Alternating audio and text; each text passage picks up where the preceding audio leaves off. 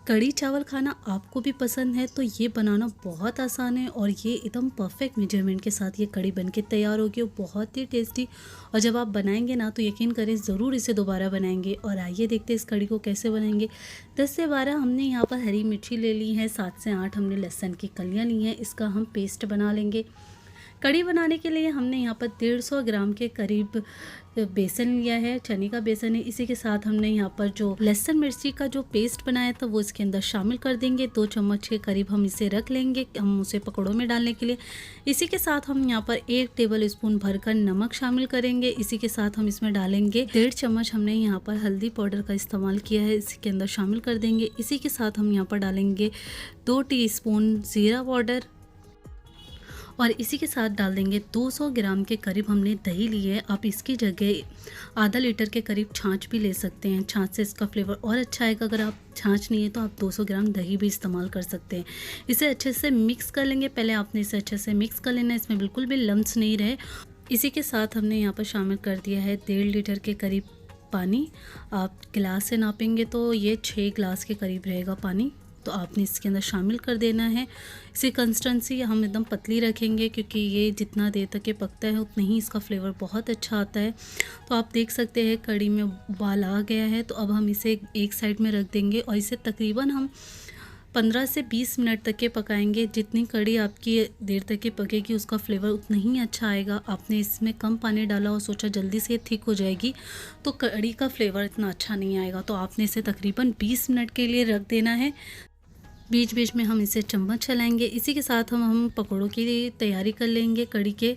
तो यहाँ पर हमने 3 बड़े साइज़ के प्याज को बारीक काट लिया है और हम इसी तरीके से पकौड़े बनाते हैं। इसी के साथ शामिल कर देंगे 1 बंच के करीब धनिया की पत्ती। इसी के साथ इसमें हम शामिल कर देंगे 1 चम्मच भरकर ज़ीरा पाउडर। इसी के साथ शामिल करेंगे 1 चम्मच नमक। आधा चम्मच के करीब हमने यहाँ पर लाल मिर्ची पाउडर डाले हैं और लहसुन मिर्ची का जो पेस्ट हमने बनाया था वो डाल दिया है 2 चम्मच के करीब। यहाँ पर हमने आधा कप के करीब बेसन लिया है। इसको एक थिक सा बैटर बना लेंगे, यानी जैसा आपने पकोड़े की कंसिस्टेंसी रहती है हम वैसा बना लेंगे। तो यहाँ पर हमारे कढ़ी पकौड़े का बैटर बनके तैयार है। हम एक पैन में ऑयल को अच्छे से गर्म कर लेंगे और इसमें एक एक करके पकौड़ों को डाल देंगे, गोल्डन फ्राई करेंगे। और इससे जब पकौड़े दोनों तरफ से अच्छे से गोल्डन फ्राई हो जाए तो हम इसे डिश आउट कर लेंगे। इसी तरीके से हम पकौड़ों का सेकंड बैच भी तैयार कर लेंगे। तो यहाँ पर हमारे पकौड़े फ्राई हो गए हैं और हम इसे साइड में रख लेंगे।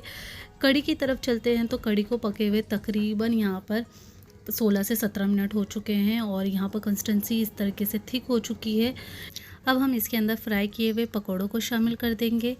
कंसिस्टेंसी आपने बहुत ज़्यादा थिक नहीं होनी देनी है। जैसे ही ये पकौड़े जाएंगे तो आपकी जो कढ़ी है वो और थिक हो जाएगी, क्योंकि पकौड़े कढ़ी को जस्ट कर लेंगे।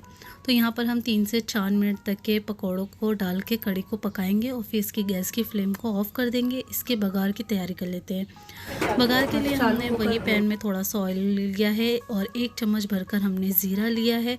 ज़ीरा हल्का सा खुशबू आने लगे तो एक बारीक कटी हुई प्याज को हम डाल देंगे। प्याज का कलर जैसे ही हल्का ब्राउन हो जाएगा तो इसके अंदर शामिल कर देंगे 10 से 12 हमने यहाँ पर करी लीव्स लिए है। जैसे ही 2 से 3 सेकंड तक हम इसे करी लीव्स के साथ भी इसे फ्राई कर लेंगे। अब यहाँ पर हमारी ये बघार तैयार हो गया, तो अब हम इसे करी के ऊपर डाल देंगे और ये कढ़ी पकोड़े बनके तैयार है। अगर आप इसी मेजरमेंट के साथ बनाएंगे बहुत ही परफेक्ट बनेंगे और इसे आप सर्व करें ज़ीरा राइस के साथ, बहुत ही मज़े का लगता है। मेरी रेसिपी कैसी लगी कमेंट बॉक्स में फीडबैक ज़रूर दीजिएगा। चैनल पर नए हैं लाइक शेयर सब्सक्राइब ज़रूर कीजिएगा। दुआओं में याद रखिएगा, अपना बहुत सारा ख्याल रखिएगा। फिर मिलते हैं एक नई रेसिपी के साथ, तब तक के लिए अल्लाह हाफिज़।